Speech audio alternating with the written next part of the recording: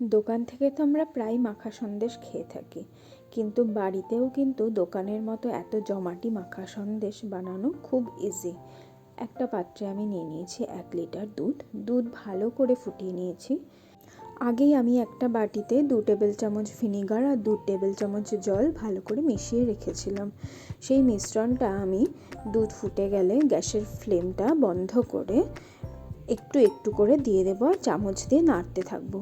ঠিক এই প্রসেসেই মাখা সন্দেশের জন্য ছানা আমি কাটিয়ে নেব, কারণ ছানাটা স্মুথ হওয়া খুব দরকার।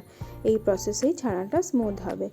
ছানার পায়েস বানানোর সময় আমি এই ছানাটা একটু হার্ড বানিয়েছিলাম, তার প্রসেসটা একদম আলাদা ছিল।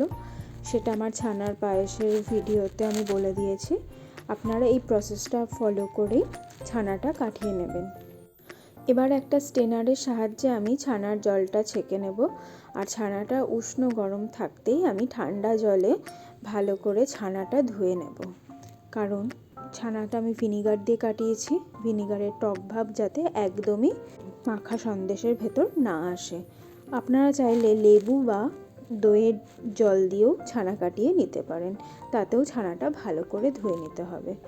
ছানাটা আমি 15 থেকে 20 মিনিট স্টেনারে রেখে আর চামচ দিয়ে ভালো করে চেপে চেপে জলগুলো বার করে নিয়ে একটা ছড়ানো থালায় নিয়ে নিয়েছি।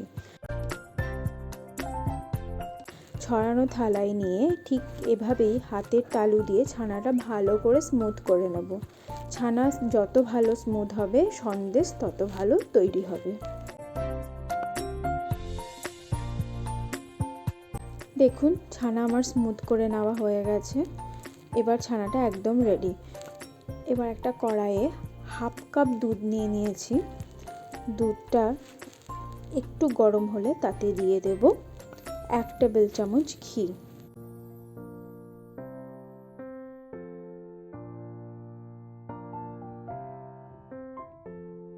ঘিটা ভালো করে মেল্ট হয়ে গেলে তাতে দিয়ে দিলাম সামান্য একটু এলাচ গুঁড়ো।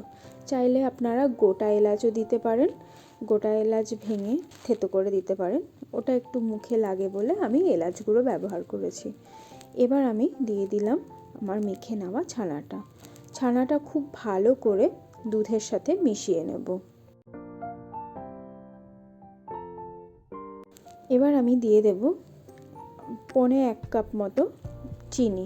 যে কাপ মেপে আমি দুধ দিয়েছিলাম সেই কাপ মেপেই আমি চিনিটা দিয়েছি।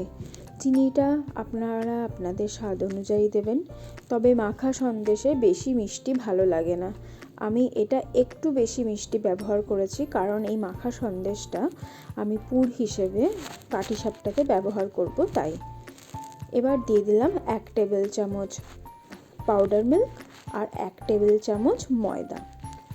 পাউডার মিল্ক আর ময়দাটা আমি খুব ভালো করে মিশিয়ে নেব। ময়দাটা মিষ্টির দোকানে জেনারেলি দিয়ে থাকে, কারণ ময়দা দিলে সন্দেশ তৈরি হয়ে যাওয়ার পরে সেটা থেকে জল কাটে না, আর পাউডার মিল্ক টেস্টটা আরও সুন্দর করে। পাউডার মিল্কটা অপশনাল, চাইলে আপনারা নাও দিতে পারেন।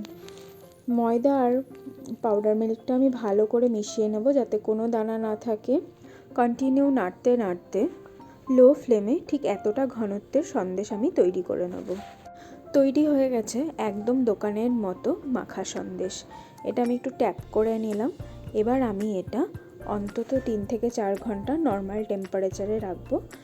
দেখুন, 3 থেকে 4 ঘন্টা নর্মাল টেম্পারেচারে রাখার পরে সন্দেশ একদম জমে গেছে, ঠিক যেমন দোকানে পাওয়া যায়। কম উপকরণ দিয়ে কতটা সহজে তৈরি হয়ে গেল একদম দোকানের মতো মাখা সন্দেশ।